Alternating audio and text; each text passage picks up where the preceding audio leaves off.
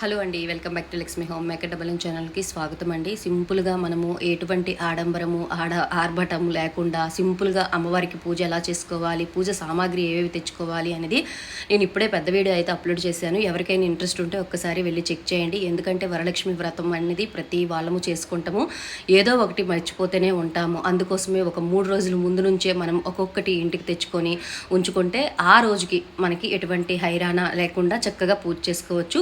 అలాగే పూజ చేసేటప్పుడు అన్నీ దగ్గర పెట్టుకున్న తర్వాత మీరు పూజ దగ్గర కూర్చోండి. పదే పదే కూర్చొని లెగడము ఇలా చెయ్యొద్దు ఫ్రెండ్స్, ఓకేనా?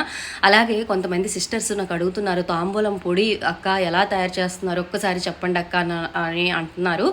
నేను ఆల్రెడీ నేను ఆ వీడియో చేశాను కదండి, అమ్మవారికి తాంబూలం సమర్పించండి అని చెప్పాను కదండి. ఆ వీడియో కిందన డిస్క్రిప్షన్ బాక్స్లో ఆ పొడి ఎలా తయారు చేసుకోవాలనేది లింక్ పెట్టాను, ఒక్కసారి చెక్ చేయండి ఫ్రెండ్స్. నేనైతే ఆ పొడి చేసి మళ్ళీ వీడియో చేయలేనమ్మా, ఎందుకంటే కొంచెం బిజీగా ఉన్నాను, ఓకేనా? అలాగే రేపైతే నేను వరలక్ష్మి వ్రతం అనేది చేసుకుంటున్నాను. ఎందుకంటే నేను వరలక్ష్మి వ్రతంకి నాకు డేట్ వచ్చే అవకాశం ఉంది. అలాగే ఊరు వెళ్ళాలి, పెళ్ళి ఉందని చెప్పాను కదా. నచ్చితే లైక్